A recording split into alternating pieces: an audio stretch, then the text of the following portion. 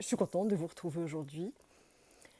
Ça fait longtemps qu'on n'a pas été, que j'ai pas été, j'irai seule avec vous, puisque j'ai souvent invité des femmes, j'invite souvent des femmes à partager les lives, et c'était riche et c'était intéressant. Et, et là, on se retrouve un peu entre nous, et j'ai plein de choses à vous dire. Je pense à vous depuis ce matin. Et ce matin, quand je me suis réveillée, eh bien, déjà, il fait pas beau ici, enfin, c'est très nuageux, très gris. Il y a un ton un peu triste. Et puis ça m'a ramené un peu à un cœur qui était un peu triste. Et je me suis dit, mais est-ce que je vais leur en parler? Est-ce que je vais leur montrer toujours la Marie-Sophie, elle, joyeuse, parce que toujours heureuse d'avoir cette chance de pouvoir avoir cet espace de partage. Et que à chaque fois que je vous retrouve, il y a quelque chose qui se déclenche et qui est de l'ordre de la joie. Mais ce matin, je n'étais pas du tout dans la joie. Je me suis dit, mais je vais leur en parler quand même. Parce que je n'ai pas envie de vous dire que je suis tout le temps joyeuse à donf. Et ce matin, j'étais triste. On a fait un webinaire où je me sentais en famille avec tous les gens qui ont souscrit à la formation de la découverte à la maîtrise. Avant-hier, oui, c'était lundi soir, 2 heures de webinaire, de webconférence, de questionnement, de questions-réponses pour tous ceux qui suivent la formation. Et comme on était en famille, on était un peu entre nous, je me suis laissée aller, à partager quelque chose qui était d'ordre de la tristesse aussi, que, que mes recettes ne soient pas tout à fait respectées, que ce que je partage ne soit pas tout à fait respecté dans le monde de la raw food, de la cuisine. Et puis j'ai fini par dire, mais c'est pas grave, je ne vais pas fermer mon cœur, j'ouvre mon cœur, je continue à partager. Et puis de toute façon, pour aller jusqu'au public, jusqu'à vous, le prix à payer, c'est de traverser la bande de requins et puis de se faire copier, coller, dénaturer. C'est le prix à payer. Et puis après, je me suis sentie un peu triste. Je me suis dit, pourquoi j'ai le cafard comme ça? Il y a un truc qui ne va pas, il y a un truc qui ne colle pas. Parce que plus grand on ouvre son cœur, et puis plus grand on s'ouvre aussi à une tristesse sur laquelle on marche. Parce qu'on n'a pas envie d'y aller, on n'a pas envie de l'affronter. Enfin, en tout cas, moi. Parce que je n'ai pas envie de pleurnicher, j'ai pas envie de me plaindre, j'ai pas envie. Et puis voilà, quand on est riche de recettes et riche d'inspiration, c'est normal que les gens pillent. J'ai envie de dire, non, c'est pas normal. Je suis passée par beaucoup de phases et par un questionnement qui m'a poussée vraiment au fond de ma tristesse. Et puis après la tristesse, il y a eu de la colère. Et j'ai pas besoin qu'on me déshabille. J'ai pas besoin qu'on me dépouille de mes recettes. Je me déshabille devant vous. Je donne beaucoup de moi quand je suis en direct comme ça. Je vous parle avec mon cœur, je prépare rien, j'y vais, je suis le fil et je vous parle comme si vous étiez là. Et là, je me sens un peu déshabillée. Et puis je me dis, peut-être que c'est pas normal. Je dirais, entre guillemets, j'ai fermé ma gueule pendant longtemps en disant, bon, ça se fait pas, on nous marche sur les pieds, moi on m'a appris à rien dire, à pas râler, parce qu'on veut pas être dans le conflit, parce qu'on veut pas se plaindre, parce qu'on veut pas dénoncer aussi, ça se fait pas, on dit pas du mal du voisin, on dit pas. Je sais pas, là maintenant, à mon âge, je me dis, mais pourquoi? Pourquoi on se tairait? Pourquoi les femmes violées doivent se taire? Piquer des recettes, c'est un viol intellectuel, c'est un délit, c'est pas ok. Pourquoi j'accepterais ça? Est-ce que moi j'ai un problème, puisque tout ce qui nous arrive n'est que le miroir de ce qu'on est décidé à accepter de vivre? Donc rien n'aurait pu se faire sans ma complicité. Donc j'ai dû être complice de ce pillage en règle, de ces provocations même, c'est carrément de la provocation. J'ai dû être complice de ça, et si je l'ai été, et si j'ai pas défendu ma tristesse et ma colère parce que je pensais qu'elles n'étaient pas légitimes ou qu'elles étaient déplacées ou que maintenant je les écoute. J'écoute mon cœur triste et je le défends. Et j'ai pas envie. Je n'ai plus envie. Enfin, en tout cas, je l'ai dit il y a 2 jours. Je suis prête à tout donner, même si je dois me faire piller et passer par les requins de la raw food qui piquent, qui détériorent, qui dénaturent. Je le ferai? Non. C'est un peu pareil dans le jardin. Qu'adore, d'ailleurs, si j'ai mon petit micro, là, si j'ai pas mon pied pour me filmer, c'est qu'adore la bouffer. Qu'adore, il bouffe beaucoup toutes les nouvelles plantes. Et je me suis dit, je planterai plus qu'il pourra manger. Donc je planterai, je planterai, je planterai, puis il se lassera. Il en mangera, mais j'en planterai encore plus. Et il en restera. Ben non, il y avait un truc aussi. Pourquoi on se sacrifie? Pourquoi on s'auto-sabote? Pourquoi on s'immole? Ben non, il y a un truc aussi qui était simple. C'était d'apprendre à Cador de ne pas manger mes plantes. D'apprendre à Cador à me respecter. Il est très intelligent. Cador, il a compris. Je ne dis pas qu'il est heureux de respecter mes plantes, mais maintenant il le respecte. Je lui ai dit ça non, ça non. Ben, il le fait. C'est pareil pour mes recettes. Je ne vais pas accepter qu'elles soient piquées. En plus, elles étaient piquées, respectées avec le copyright, bon encore. Mais non, elles sont toujours pétées. À quoi bon faire un risotto de panais au cèpe crémeux, goûté par nos plus grands chefs, Aleno, Thierry Marx, Passard, enfin, pour, pour que ça devienne un riz de panais sauce forestière? Mais c'est quoi ça?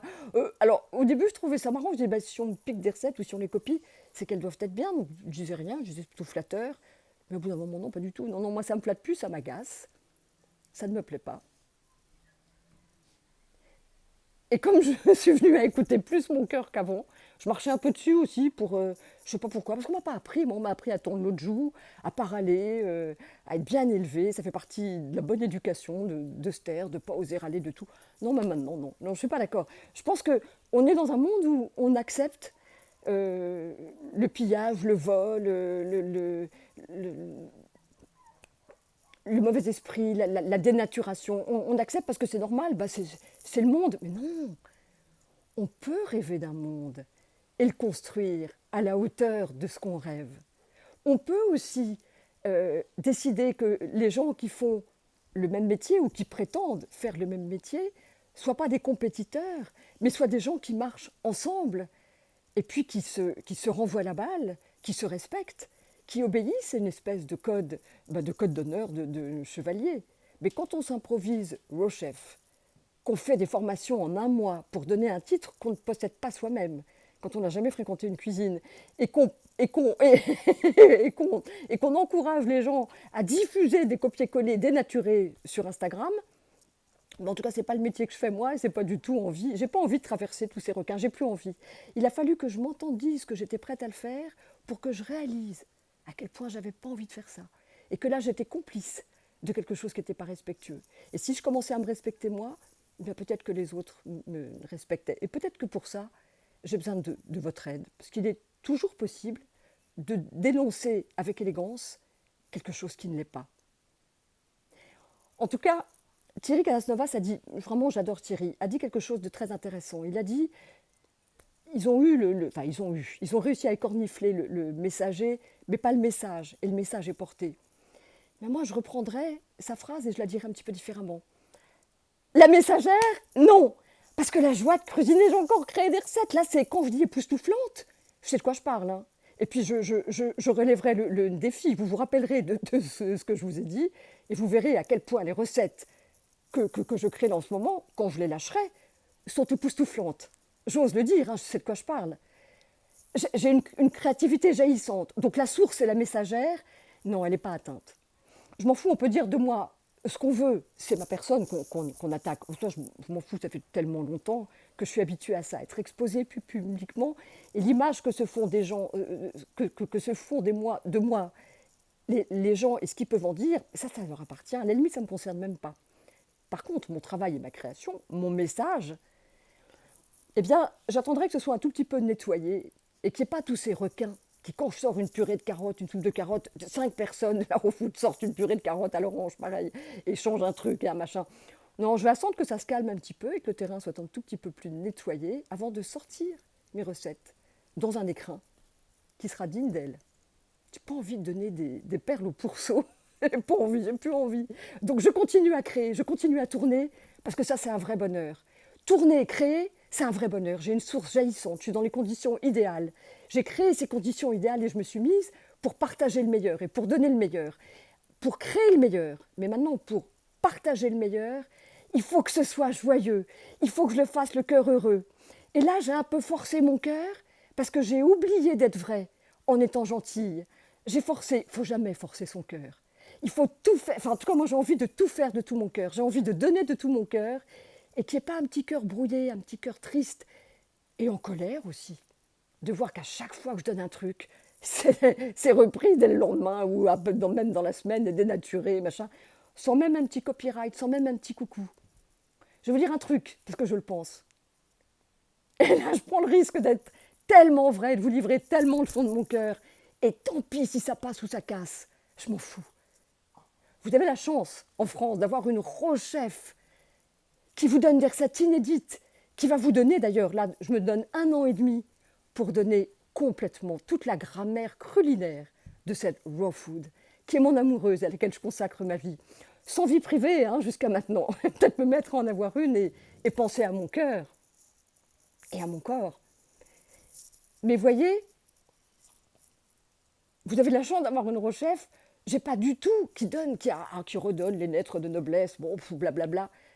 J'ai pas envie d'être la tête de turc, moi, du crudivorisme ou des crudivores ou de la cuisine. J'ai plus envie de ça. Donc peut-être que j'ai besoin d'aide. Peut-être que j'ai besoin d'aide, des gens qui me font confiance. Ceux qui me font confiance et qui ont souscrit à mes formations parce qu'ils savent que c'est la source de la créativité et qui vont directement se nourrir à cette source jaillissante et généreuse. Mais j'ai plus envie de me forcer à donner. En disant, j'avais un grand-père aussi qui disait ça. Un arrière-grand-père, je ne sais plus si c'est un grand-père ou un arrière-grand-père, qui avait toujours une bourse quand il se baladait dans la rue, et il disait, ça m'a beaucoup marqué, il disait, sur 10 clochards, il y en a 9 qui vous arnaquent, mais il y en a un à qui il faut donner. Donc il faut donner aux 10 pour être sûr de donner au bon. Mais si on a du discernement, j'ai mis du temps parce que ce n'était pas mon truc avant, du discernement. Moi je pensais que tout le monde il est beau, tout le monde il est gentil, et que dans la cuisine, tout le monde est forcément bon, puisque quand on mange cru, on est intègre. Non. Ah non, pas du tout. Non, non, non, non. Je pense que ça rapporte beaucoup d'argent, les recettes crues, c'est en vogue, etc. Et il y en a qui ont envie de tout manger, disons. Ils mangent cru, mais ils ont envie de tout manger. Puis il y a une vraie compétition. Oh, j'aime pas la compétition. Non, j'aime pas ça. Donc, je pense qu'avec du discernement, on n'est pas forcé de se faire avoir 9 fois pour donner au bon. On n'est pas forcé de donner à 10 et de se faire avoir pour donner à celui qui le mérite. Avec du discernement, on donne quand c'est bon de donner, quand c'est juste, et on donne avec joie. Et moi, je continue à créer, de filmer des recettes, et j'attendrai que le monde soit un tout petit peu nettoyé, ce monde de la raw food et de ces réseaux sociaux. J'adore les réseaux sociaux, c'est ce qui me permet d'être avec vous, c'est ce qui me permet d'être en contact avec vous. Donc c'est tellement important. Je lis pas les commentaires, mais j'en vois un. Ça me parle tellement, je vis tellement la même chose avec ma peinture. Ça s'est fait, dis donc, dans le monde, qui est un petit peu le mien aussi, le monde des humoristes. Je les connaissais aussi, hein, je les fréquente plus maintenant, je suis loin, mais ils allaient piquer des blagues aux États-Unis. Ils allaient, on connaît. Mais ça a mis du temps à se nettoyer, ça a mis du temps à se dénoncer. Ça s'appelle du délit. C'est du copiage d'idées. Moi, je m'en fous, on peut dire ce qu'on veut sur moi. Mais sur mon travail, j'aime pas qu'il soit dénaturé. C'est ce que j'ai dit quand j'étais dans ce webinaire où je parlais entre nous, à tous ceux, entre nous, en famille, à tous ceux qui me font confiance. C'est comme si je crée des poupées, et puis les gens s'en emparent, leur coupent les cheveux, leur crèvent les yeux. Non, c'est mon travail, et je le respecte. Et j'ai cru que c'était normal de passer par là, de le laisser dénaturer, de le laisser piller. J'ai été pillée, mais dans les règles de l'art. Enfin, pas dans les règles de l'art, puisqu'il n'y a pas d'art de piller, mais par des gens très forts pour le pillage. Je n'ai plus envie. Aujourd'hui, je vous dis, j'ai plus envie. Et je vous le dis parce que ça a un rapport avec... pourquoi je me lève? Ben oui, parce que je me lève. Là, je me suis levée naturellement. Je me lève pour le dire, parce que je me mets debout. Et c'est important, toute cette réflexion que j'ai eue. J'ai ouvert mon cœur jusqu'à entendre mon cœur triste. J'allais me former en disant, c'est bien, il faut être généreux. Quand on a tellement d'idées, c'est normal d'être généreux. Mais j'ai envie d'être généreuse, j'adore être généreuse. Je veux le faire de tout mon cœur. Donc peut-être que je vous demande de l'aide. Parce qu'encore une fois, il est possible de dénoncer légalement ce qui ne l'est pas. Donc voilà. Maintenant, on va s'arrêter là, je vais m'arrêter là. Je suis contente d'avoir ce discernement, de devenir plus femme et de ne pas rester victime, et de ne pas pleurnicher, de continuer à créer avec une joie, mais qui n'arrête pas. Et ça, c'est génial. Donc quand on a effectivement le talent que j'ai, évidemment qu'on le partage. Donc je n'ai pas envie d'attendre de tout partager d'un coup dans 1 an et demi, non. Parce que tout peut être donné, cette grammaire, j'en fais de la pâte à modeler, j'en connais vraiment toutes les équations. Mais voilà, et que quand je donne un œuf, je ne retrouve pas dès le lendemain un œuf au plat avec de la mangue et machin, c'est déceptif, c'est un trompe-l'œil, ça n'a rien à voir. Quand on fait un œuf, il faut qu'il ait le goût d'œuf. C'est bien d'imiter la cuisine traditionnelle, c'est génial de la traduire en cru, c'est un exercice que j'aime énormément. Mais il ne faut pas que ce soit déceptif, il faut que le goût soit en rapport avec l'émotion que le visuel inspire. Il y a quand même une logique, il y a quand même comme une déontologie, il y a une éthique. Il ne faut pas tromper les gens, il ne faut pas faire n'importe quoi, sinon ça brouille les cartes. Je ne veux plus que les cartes soient brouillées. Et ce qui me fait plaisir, c'est dans ma formation de natural chef, où je donnerai ce titre, et je suis contente de le donner, et de former de vrais natural chefs qui pourront... Il y aura un code d'honneur comme un code des chevaliers. Il y aura une éthique, comme les chevaliers de la table ronde, sur le copyright. On n'abat pas des arbres pour éditer des livres qui ne sont que des copier-coller. N'abattons des arbres OK pour que des livres soient imprimés, s'ils donnent des recettes inédites et pas des copier-coller, de grâce. Voilà, maintenant j'avais envie de vous montrer la finca et de vous raconter l'histoire des arbres, parce qu'il y a une vraie histoire. Alors, voilà, là maintenant, place à la beauté, place à la nature. Je peux vous raconter toute l'histoire de chaque arbre. Cet arbre-là, c'est comme ça, si je pleure, on ne le verra pas à la caméra. Eh bien, cet arbre, c'est un pied d'éléphant, c'est extrêmement protecteur, c'est comme un humain. J'étais en voiture avec Maïté, je l'ai vu sur le bord de la route, et je suis allée, j'ai dit, est-ce que cet arbre est à vendre, etc. Et le voilà. Qu'est-ce que je l'aime, cet arbre. Quand il est arrivé, je me suis mise en robe, avec cette robe que j'ai là, je me suis mise en robe pour accueillir les arbres. Voilà, donc celui-là, il est arrivé ici et j'en suis dingue. Les chevaux, ils sont de plus en plus incroyables. Regardez, ils nous regardent, ils sont très bavards. Je crois qu'ils vont nous dire bonjour là. Parce que là, ah oui, non, c'est 7 heures, c'est l'heure de l'apéritif. Et là, je vais leur donner des pommes et des carottes. Et puis après, ils ont le repas. 1 heure après, ils ont le repas. Et puis là, comment ces arbres sont arrivés sur le terrain? Je ne savais même pas que ça existait. Des arbres, des manguiers qui ont plus de 20 ans et qui sont courts pour ne pas abîmer la vue. Je ne comprends même pas comment ils ont pu arriver là. Et c'est génial. Alors, il y en a des jeunes, il y a des orangers aussi qui sont vieux. Il y en avait 5. Je les ai achetés. Ils n'étaient pas beaucoup plus chers que des jeunes arbres. Et en même temps, les jeunes qui sont avec eux, c'est un peu comme une famille. Ils sont plus vigoureux. Ils donneront à la longue plus de fruits. Mais moi, à 58 ans, j'étais contente d'avoir des arbres un peu matures qui allaient donner des fruits un peu plus tôt. Et voilà. Voilà, Maya et Jean-Paul, ils sont de plus en plus tendres. Ils sont absolument... Je les adore, ces chevaux. Et puis là, il y a un olivier, on ne sait pas s'il est 2 ou tricentenaire, qui est absolument incroyable. Lui, c'est une personne. J'ai pleuré quand il est arrivé. Et puis, il y en a d'autres qui sont magnifiques. C'est cet arbre-là. C'est un arbre couché. Je l'ai vu dans une jardinerie et puis il était vendu. Et j'ai dit, si la personne ne le veut pas, j'aimerais bien l'avoir parce que là, je peux m'asseoir sur lui et voir le coucher de soleil. Et quand je suis rentrée, là, il n'y a pas de coucher de soleil aujourd'hui, mais c'est ici qu'il se couche, c'est là qu'il se couche. Et puis il est arrivé parce que la femme, c'était une femme architecte qui n'en voulait plus, donc il est arrivé ici. C'est trop chouette. Et puis ceux-là, je ne sais même pas comment ils sont arrivés. Là, je vous raconte l'histoire de celui-là. C'est un tulipero. Et ce tulipero, je l'avais vu à Santa Cruz, quand je suis allée avec Maïté, quand elle s'est fait tatouer. Maïté, elle s'est fait tatouer un TID, un palmier. Elle a failli écrire maman, mais elle ne l'a pas fait, heureusement. Elle s'est fait tatouer sur le mollet. Et en allant à Santa Cruz pour trouver un tatoueur, eh bien, j'ai vu un tulipero. Alors, je vous montre, j'essaie de vous faire un gros plan sur les feuilles oranges, les fleurs. Les fleurs oranges, c'est une merveille. Voilà, je ne sais pas si vous les voyez bien. Ce sont des fleurs flamboyantes. Et j'ai pris donc cet arbre sur toutes les coutures, j'ai pris des photos.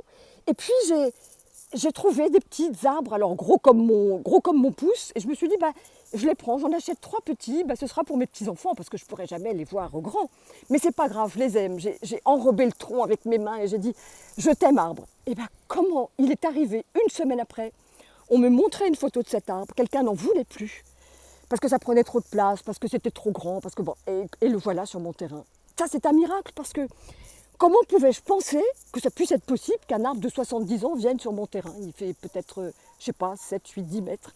Je ne pouvais pas rêver une chose pareille. Donc, c'est pas même, comme on a dit, c'est même pas le principe de comment on appelle ça, de la volonté. Vous savez, on rêve de quelque chose, action-réaction. Mais non, je ne pensais pas que ça pouvait exister.